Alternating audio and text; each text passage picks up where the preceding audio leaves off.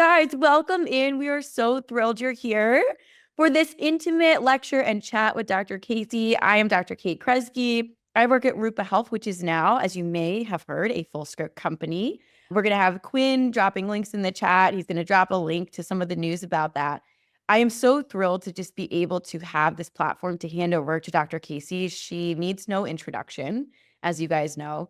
Dr. Casey is the best-selling author of Good Energy, the book you saw in Adrian's background, that is in all of our backgrounds, actually, and that you must get if you have not read it. Dr. Casey Means is a Stanford-trained physician and co-founder of Levels, a health technology company with the mission of reversing the world's metabolic health crisis. She is an incredible educator, and we are so proud to partner with her to bring education to practitioners about how to use the latest advances in metabolic health to truly help their patients reverse and prevent chronic disease. It is such a needed movement right now. We are going to be talking about a lot today. And if you love learning from Dr. Casey, we're actually going to have a 6-week course where she is your instructor, you're watching videos from her, and then you get 6 live hours of Q&A with her. So over the course of 6 weeks, you have an hour where you get to show up and ask her your questions. How do you implement this in practice? You also get her Dr. Casey Means Good Energy panel included in that. So many of us pour out, we care for people all the time. We neglect our own metabolic health. And so we want to give you the tools and insights to truly understand your metabolic health first, put your own oxygen mask on first. You can test yourself and then follow along with your results and actually learn in that kinesthetic experiential way. These slides and this production are copyrighted. And just remember, Dr. Casey's teaching you today. There's no medical advice, though, not for you, not for your patients, not for anyone. Last thing, we have a really cool announcement at Rupa. So many of us are ordering lab work for clients and have spreadsheets. I had a Google spreadsheet that clients would share with me with their results over time. We now have trends. So you and your clients can upload lab results and track them over time in this beautiful interface. If you have not checked it out, please do. Anybody can sign up for this. If you're a patient with the Rupa Health account, you will see it. And with that, let's get started. Hello, everyone. I cannot believe there are 589 of us here. Happy Friday. I am so excited to talk to you about the topic that I really do think is so magical in health, which is understanding our metabolic health.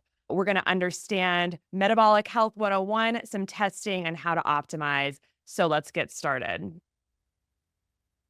Here are my disclaimers. Key objectives today. Here's the plan. So first, we're going to do a high-level overview of Metabolism 101. Then we're going to do a discussion of the metabolic spectrum of disease, all the different diseases that metabolic health touches. It's a lot.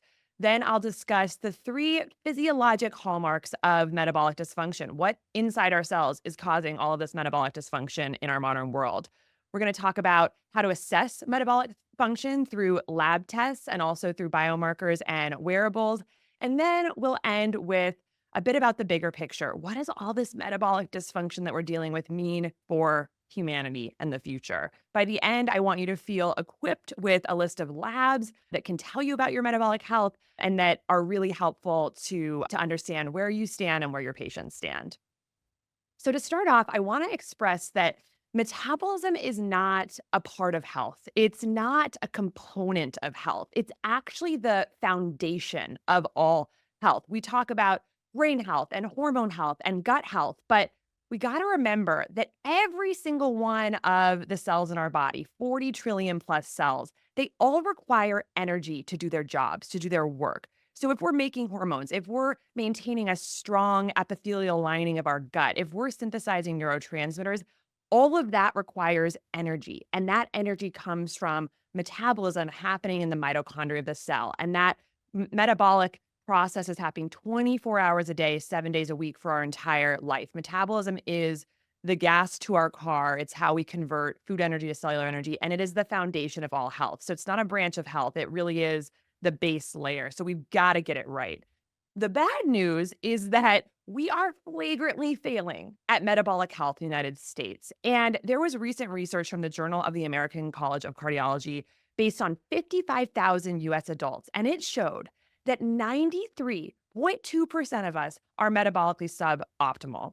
And the vast majority of people who have metabolic issues, this core foundational issue with our health, have no idea. Probably about 90% don't know. So we're going to go into the biomarkers of how they defined suboptimal metabolic health in this paper, but I would argue that it is one of the most important things we can possibly do is to understand whether we're in that 6.8% of people who are metabolically optimized or not. And if we're not, work to get there, work to get those biomarkers in the right range because they're all modifiable and they can actually change really quickly. You'll know how to do that by the end of this lecture. So again, so 93.2%, that's a big number. Here's another way of looking at it. This is actually NHANES data of this prevalence of metabolic syndrome from 1988 to 2012. And you can see here that 1988, we were at about 25% of the country with metabolic syndrome. Now we're at about 41.8%. And metabolic syndrome means like we have a full-blown issue with how our metabolic health is functioning and requires having 3 of these different disturbances being present. Another way to look at it is type 2 diabetes prevalence, because type 2 diabetes is an overt form of metabolic dysfunction. This graph shows how it is just going up and up and up and up over the past 30 years. And if you extended this graph that ended in 2015 to today, we'd be up here. We've gone from 25 million Americans to 38 million Americans in the past 10 years, from 8% to 14.7%. So metabolic dysfunction is a big deal. So the question is, why are we doing such a poor job of recognizing metabolic syndrome and preventing it in the United States? And I think in part it's because our Western medical system loves specialization. We silo everything into different specialist office and different specialties based on symptoms. If you've got a big prostate, you're going to the urologist. If you've got acne, you're going to the dermatologist because those symptoms are obviously super different. But when we look at the root causes, meaning what is actually happening on that invisible layer inside the cell that's actually leading to the symptoms, we find a different picture. So if we classify diseases based on this intracellular physiology rather than just the symptoms that emerge, we'd find that almost every chronic symptom we're facing in the modern Western world are rooted in the same core thing, metabolic dysfunction. And on the bottom of this slide here, the trunk of the tree, metabolic dysfunction actually has subcomponents that are, again, these invisible processes happening inside our cells. And those are oxidative stress, mitochondrial dysfunction, and chronic inflammation. These are processes happening inside most American bodies today that lead to this problem with making energy in the cell, which then in different cell types all over the body can look like different diseases. And more than just that tree, where I just listed a couple of the different diseases we know are associated with metabolic dysfunction, this slide just shows a list of all the diseases that I at least can find in my research that have some connection with metabolic dysfunction, meaning if metabolic health is poor, if oxidative stress, mitochondrial dysfunction, chronic inflammation are happening inside the body, it is either going to cause or accelerate all these different diseases. And again, the reason for that is because an underpowered cell, a fundamentally distressed cell that can't do its work, can look like almost any disease based on where that's showing up in the body. So what factors of our modern world are causing this huge burden of metabolic disease? When we go to the literature and we see what are the different aspects of modernity, of our environment, of our exposome that are causing metabolic dysfunction, that cause mitochondrial dysfunction, oxidative stress, and chronic inflammation, these are the factors that really show up. It is our modern food, our industrial food. 67% of our calories are now coming from a factory, not from the earth. They're micronutrient poor. And because we're eating so much processed food, we're becoming insatiable because it doesn't make us full. So we have chronic overnutrition that's basically burdening our cells with too many substrates to process, not enough nutrients. Our movement patterns have changed hugely since we become more desk-based knowledge workers. We are spending 80% of our waking time just sitting in a chair these days. That's what the data is showing us, and that really impairs our mitochondrial function. Our relationship with light has actually changed a lot in the modern world. We take it for granted that the light bulb is not that old of an invention, a few hundred years. And so we're surrounded by artificial light all the time, and that's having a huge impact on our circadian biology, which has a big impact on our metabolic processes. Recent data shows that Americans are actually spending less than 7% of their time outdoors. We spend 93% of our time in a home or in a car. So we're not actually getting those signals from the sun that set up our circadian rhythm to actually let our metabolic processes work properly. We're also dealing with very different emotional health than we have in the past. We have this chronic low-grade stress. And we're living in a time of a lot of fear. Most Americans feel fearful and lonely on a regular basis. And this is actually through cortisol and stress hormones can change our mitochondrial function, our metabolic health. The toxin burden of our world now is monumental. We have about 80,000 registered synthetic chemicals, many of which are toxins that are now in our homes, our furniture, our personal care products, our water, our air, sprayed on food, in our packaged food, food additives. And many of these we know directly impact our cellular biology, aspects of our microbiome that impact metabolic health, even our gene expression, and many genes that impact metabolic function. And so the toxins are a big part of this too, this sort of invisible layer of our world that has cropped up over the past 100 years. We're also sleeping very poorly, which again impacts cortisol, which impacts metabolic health. We're actually sleeping about 25% less on average than we were 100 years ago, and that has a big impact. There's an incredible study that shows that you can take a set of healthy young men who are totally normal in terms of metabolic function and subject them to sleep deprivation for about 5 days, where they get 4 hours of sleep per night, and it induces prediabetes. So this has a profound impact on our metabolic health. Another one that's a little more obscure is that our relationship with temperature has actually changed over time, especially in the modern world. We're living at this like 72 degrees thermoneutral existence. But what's really interesting is that both hot and cold swings in temperature are triggers to our body to change metabolic processes. If we're cold, it actually tells our mitochondria to work harder to generate heat. So this thermoneutral environment is actually impacting our metabolic health. And the last one I'll mention is meds. We are taking so many over-the-counter and prescription medications today. Some are life-saving and very necessary, but we are taking a lot of meds, probably many of which are overused and unnecessary, and many of those have an impact on our metabolic health. Here's just a slide showing this is what a normal day looks like in America. We're indoors at the gym, we're taking over-the-counter medications, we're ordering to-go food, we're eating cereal and pastries for breakfast, we're driving in traffic, we're using standard home and personal care products that have artificial scents, dyes, and parabens. We sit almost all day at a desk. We use a computer. We see blue light at night. We're consuming packaged processed snacks while working. We're eating by ourselves often on our devices. We wind down with alcohol. We use our devices in bed. We drink from unfiltered water or water from plastic bottles. Every single thing on this slide, there are papers that show us that these hurt our metabolic health. And that's just the world we're living in. Leads to these sad, tired mitochondria up in the top right. But then we think about it's not actually that when we know what's causing metabolic dysfunction, we can tweak these little aspects of our day in subtle ways to create happy mitochondria. We do our exercise outdoors rather than indoors. We do walking meetings and sitting meetings. We make sure our food is nutrient dense and fresh. We buy non-toxic products. We drink filtered water from glass bottles. We take time to relax. We keep our blood sugar stable. We use a standing desk. We eat our meals outdoors. We might use blue light blocking glasses at night or just put the phone down in the evening. It's not about changing all of the world. It's about making these subtle research-based tweaks to just make the environment we expose our bodies to more conducive to healthy metabolism.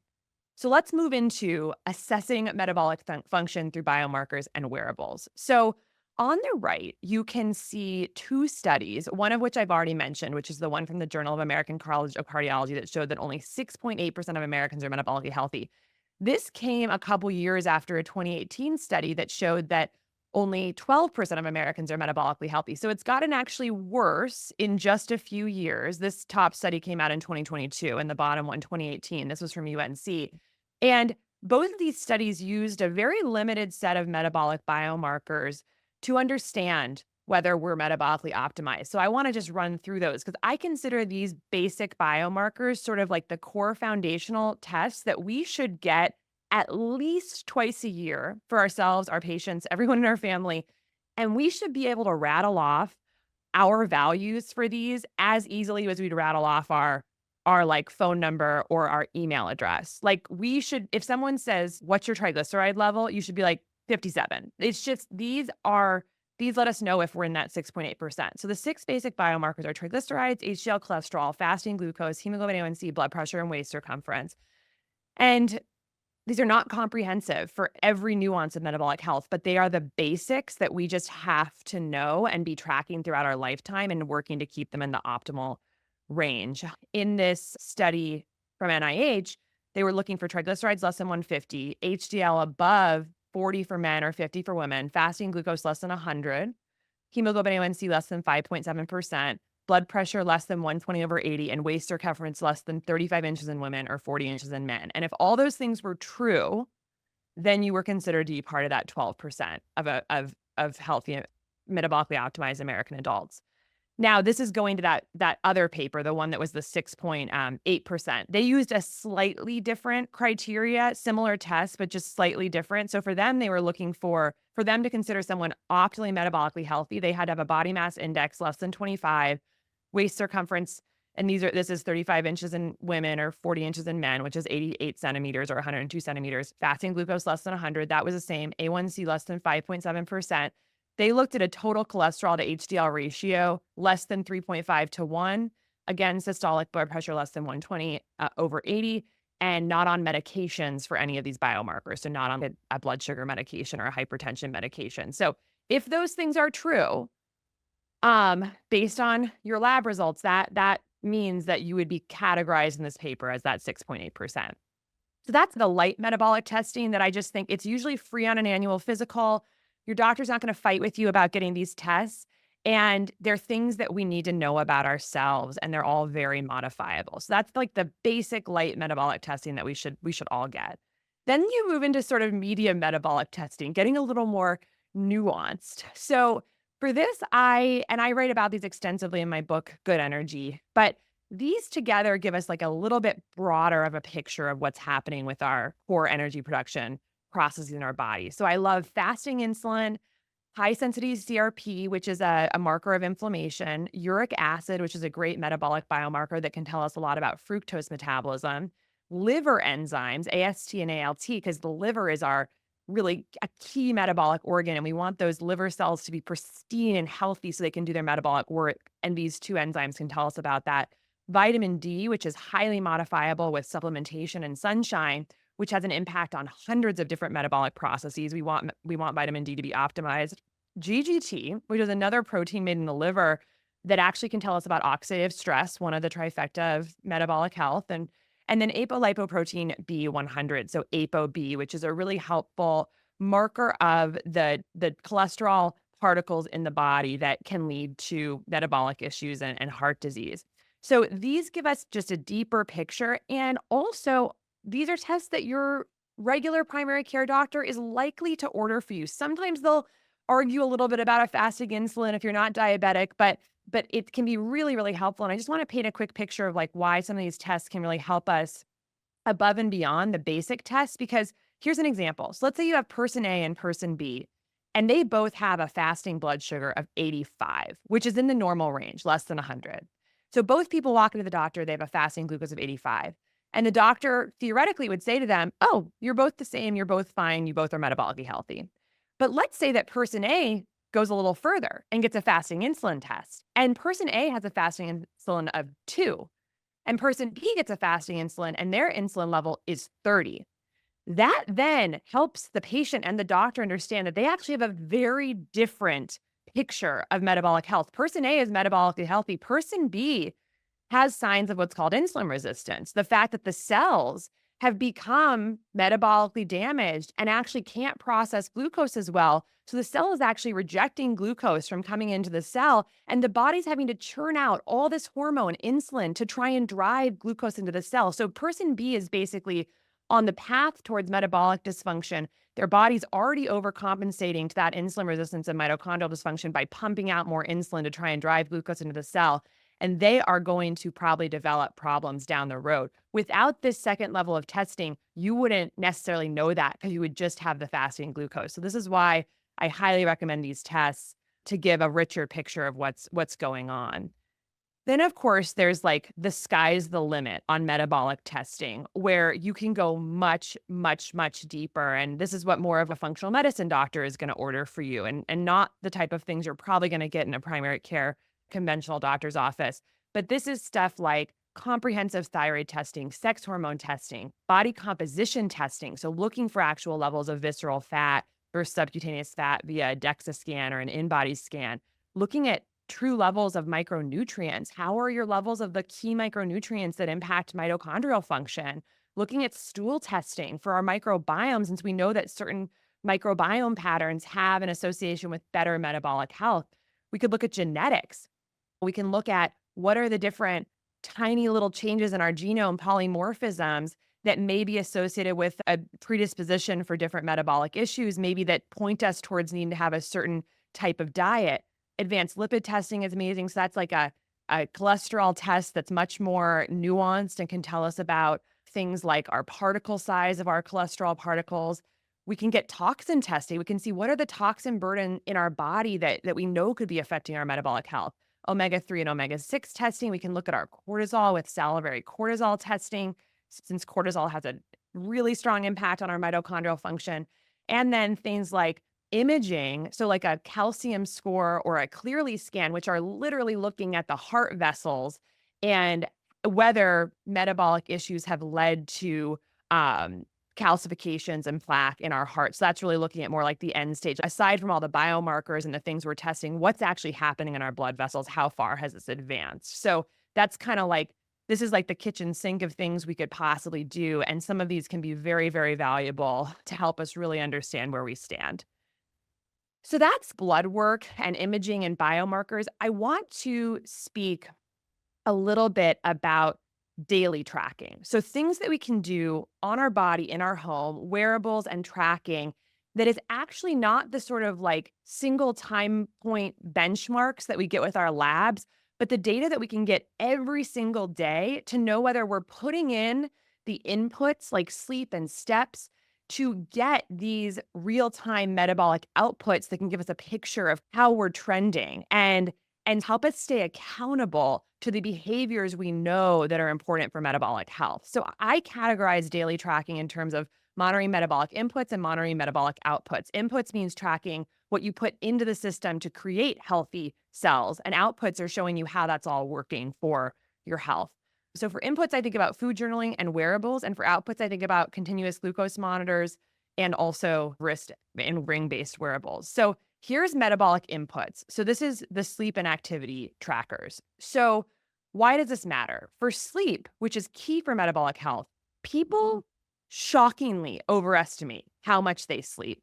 There has been studies showing that people who are actually sleeping 5 hours per night overestimate their sleep when they're surveyed by 80 minutes. So they could be sleeping 5 hours, which is going to put you at high risk for developing metabolic issues, but they're telling you they're sleeping 6 hours and 20 minutes. So we don't do a great job of self-assessing how much time we're actually sleeping. This is why a wearable that tells you about sleep can hold you accountable, because you can imagine a situation where you tell your doctor, I'm sleeping 7 hours a night. I don't know what's going on. And then you actually track it and really you're getting like 5 hours and 40 minutes or 6 hours. And then we can identify that that is probably part of why we're not getting the actual outcomes we want. It's a similar thing with activity. So research has shown that people significantly overestimate the amount of moderate to vigorous physical activity they do. There was a study of 215 participants, and the self-reported amount of moderate to vigorous physical activity was 160 minutes per week.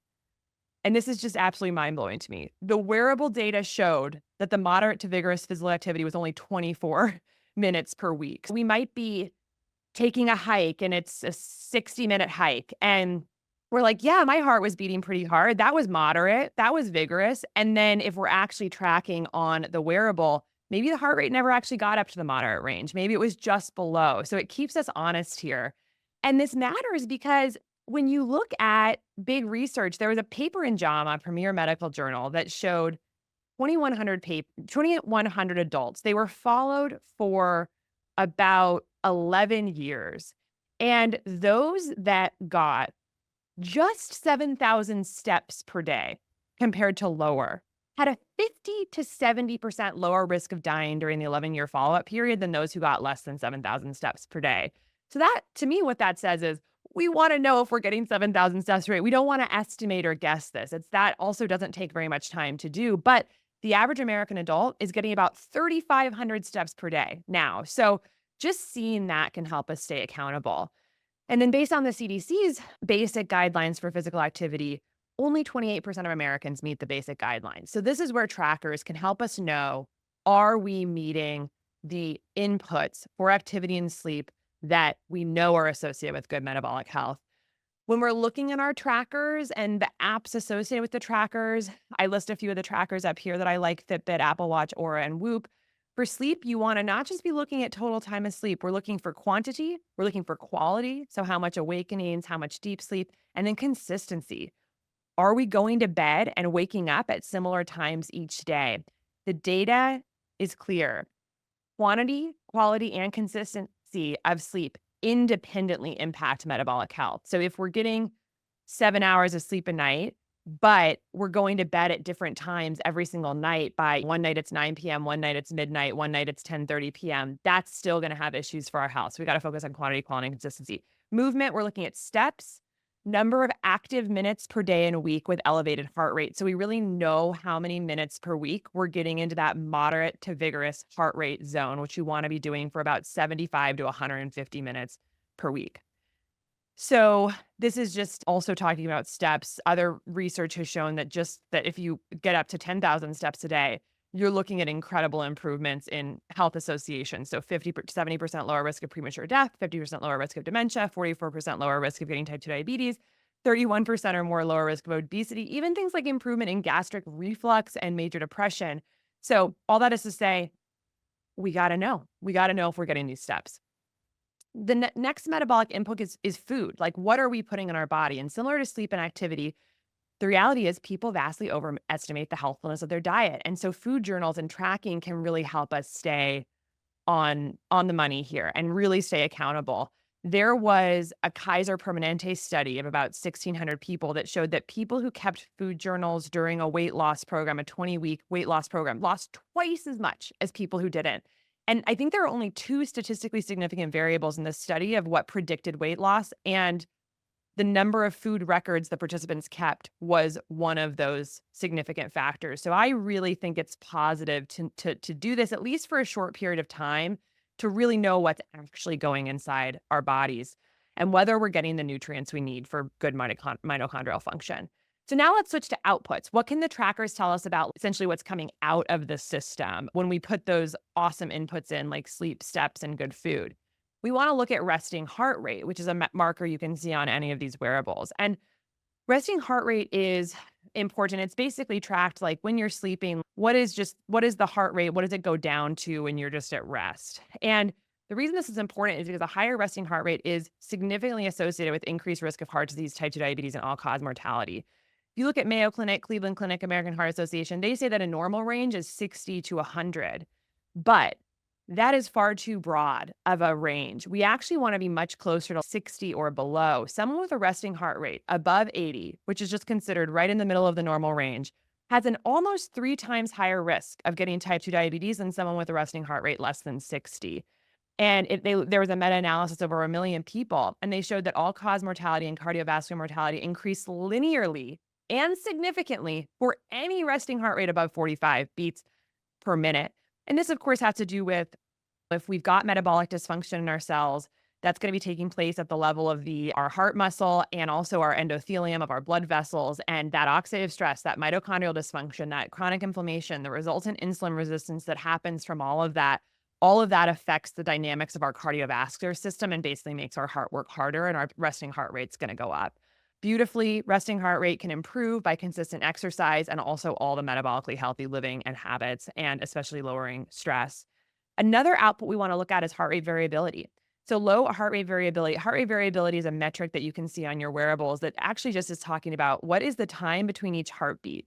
We want there to actually be a little bit of variability between each heartbeat, not like 1 second for each heartbeat, but maybe 800 milliseconds for one heartbeat, and then 600 milliseconds, and then 1.1 second for a heartbeat. That's actually a sign of elasticity of the whole system.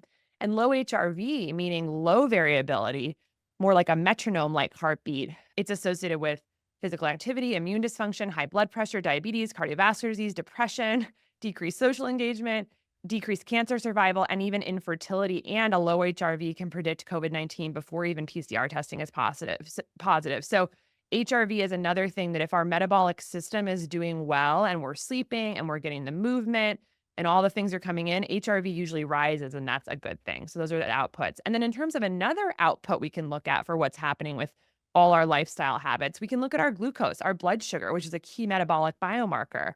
There's now these devices, continuous glucose monitors that you can actually put on your arm and see your blood sugar 24 hours a day, literally see a movie of what's going on with your blood sugar 24 hours a day. And what the research has found, this was a paper from Stanford called Glucotypes Reveal New Patterns of Glucose Dysregulation, is that when you put continuous glucose monitors on otherwise healthy people who don't have a diagnosis of prediabetes or type 2 diabetes, so the doctor would say, you're healthy, you're normal, you actually see very different types of patterns of blood sugar throughout the day. Very low variability, medium variability, and high variability. Even though by net regular diagnostic criteria, these people do not have prediabetes or type 2 diabetes. And what this research found was that this higher variability type of pattern of our blood sugar over the 24-hour period is associated with worse future outcomes of diabetes and metabolic dysfunction. It's essentially more variability on this type of wearable is showing us that there's a problem brewing, even if our diagnostic criteria that we use currently for diagnosis of metabolic issues and diabetes is not there yet. So it can maybe portend future issues. So that's why these types of monitors are great. And what the data shows us is that most cases of diabetes, again, type 2 diabetes is an overt representation of metabolic dysfunction. Likely 83% of new diabetes cases could be totally avoided if we just were in the low risk category for modifiable risk factors. And for men, that was 78%.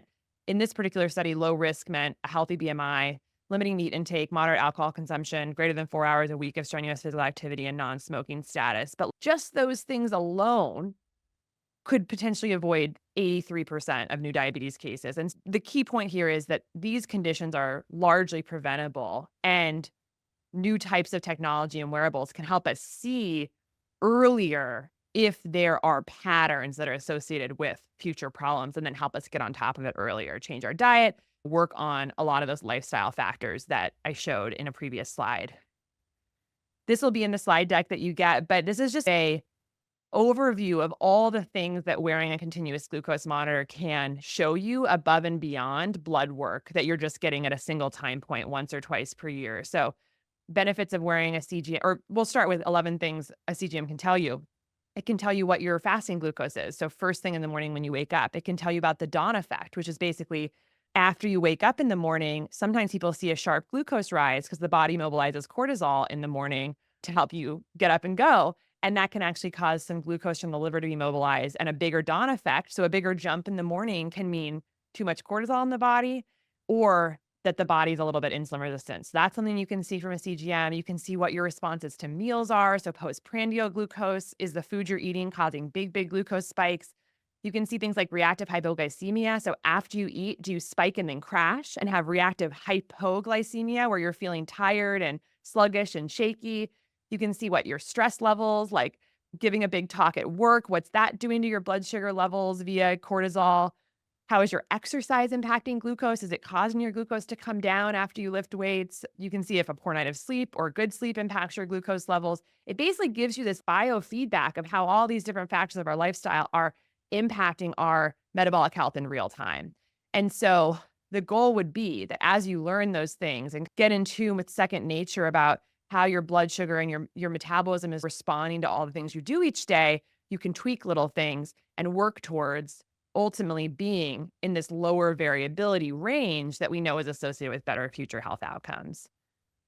Another thing I just wanted to mention about glucose responses is that people are very different in how they respond to different foods. So there's like hundreds of us on this call, 826 now. That's amazing. And if we all put a continuous glucose monitor on and we all ate the exact same standardized meal, let's say a totally standardized cookie, we might all have different glucose responses because there's actually a lot of bio-individuality in this. What is our current level of insulin sensitivity? How much sleep did we get last night? How much exercise have we done today or yesterday? What is going on in our microbiome? These are the factors that predicted whether people will respond with a big spike or a low spike to a particular meal. So that's very interesting because it shows us that there's not really a one-size-fits-all plan for food because we each may respond to different patterns of food or different types of food differently. This bottom graph here is showing you that they gave people a standardized piece of bread and it was just all over the board in terms of the reaction from going up to about 120 milligrams per deciliter to going up to 240. And these were all non-diabetic participants. So wild. The second thing that's cool, this was a Nature Metabolism paper from 2021. This is showing a blood sugar spike after a meal. And they basically showed that the bigger your spike after a meal, based on what you're eating, the bigger the crash you're going to have below baseline, because your body's mobilizing all this insulin to take glucose out of the bloodstream, and then you might crash below your baseline. And this crash is predictive of how hungry you're going to be for carbohydrates later in the day, what your cravings are going to be. Because if you crash, your body's actually in a state of panic, like, I got to get back up to baseline. I'm going to drive this person to eat more carbohydrates to get us back up to baseline. So again, sticking more with these top two curves of like gentle rolling hills rather than spikes and crashes is going to actually lead us to have likely less cravings. So just to wrap up here, and then we can move to Q&A, I just want to share a little bit about the bigger picture on metabolism, like why I have devoted my life to this work and why I think it's so fascinating. It's very sciencey: oxidative stress, mitochondrial dysfunction, chronic inflammation, endothelium, all this stuff. But the basics of it is that metabolism is our life force. It is how we convert energy from outside of us, which is food, energy from the land, from the earth, turn it into something that our bodies can use to power every single chemical reaction in our body that ultimately bubbles up into our consciousness and our life and our thoughts and our motivation and the way we're able to love and live. It's our life force. And it is being dimmed. Like you saw those slides in the beginning, the rates of type 2 diabetes, the rates of metabolic dysfunction, 93.2%. Our modern world, if we just look at the data and look at what's happening, the way we're living today, the way our culture has changed so rapidly in the past 50, 75 years, it's doing something to our bodies that is blocking our life force. We need to think about that. Each of us, all 827 of us, each make decisions every day of how we're going to shape ourselves, our life, our families, our communities, our workplaces. And right now, we know without a shadow of a doubt, based on the science, that the world we've created, which we consider very comfortable, and it's very, we're really focusing on comfort, and I think we really prioritize comfort and luxury in the Western world, but something about that is not working for ourselves. We need to reflect on that. We need to reflect on the choices that we're making for ourselves, our families, our communities, our workplaces, because we want life force. We want humans to have this amazing life force. Again, metabolism is at the flow of energy. And when we actually think about really backing up, I put sun rays on this slide because the energy that we're actually converting in the mitochondria to human energy, to ATP, which is what the mitochondria makes when it converts food energy to human energy, that energy that we're actually liberating in our mitochondria comes from the sun, which is crazy. So photons travel 92 million miles through space. They hit the chloroplasts of plants, and a chemical reaction happens where that sun energy that literally traveled through space is converted into energy that's stored in the carbon-carbon bonds of plants, which either we eat or animals eat, and then we eat the animals. And then what we are doing with mitochondria and metabolic health is liberating the sun's energy to power our lives. What's also cool is that our mitochondria, we now know, emit light. Our mitochondria emit photons back, and that's called bioluminescence. And again, the world we're living in right now, the industrial world, this is blocking that process. Our bodies are becoming the bottleneck to liberating solar energy to human energy. And I think we should think about that really deeply. And I would just say that the daily choices, a lot of this comes down to motivation to make different choices in the face of a world that's not really conducive to our cellular biology and increasingly becoming hostile to our cellular biology. But what really motivates me is that the daily choices that support our mitochondria and metabolism honor the miracle of being alive and help us channel more energy through our bodies in this precious lifetime to reach our highest purpose and do good work to better the world and to be stewards of this beautiful planet and each other. With that, thank you. I would love to answer some questions, and I so appreciate this opportunity to be with each of you today. Thank you for being here. Welcome to Rupa Health, the best place to order, manage, and track results from over 30 different lab companies in one single place for free. It's going to take you under 2 minutes to sign up, and you can order any functional medicine lab for your client in under 30 seconds. Let me show you how it's done. So here's our beautiful interface. I'm typing in the name of my client, selecting the lab that I want to order for them, and hitting send. From there, Rupa and their amazing team handle the rest. They email the client, collect payment, and even offer an interest-free 3-month payment plan. We've also built the world's largest library of information about chronic health conditions, the lab tests that can help you find the root cause, and the evidence-based interventions that you can use to help people heal from them. It's called the Rupa Health magazine. There, we have in-depth articles about almost any health condition you can imagine. And we give you step-by-step protocols that other clinicians have used to help their clients heal and that are verified by evidence-based sources. You should totally check it out, and it'll transform your practice. And we can't wait to see you. So make sure you sign up today at rupahealth.com.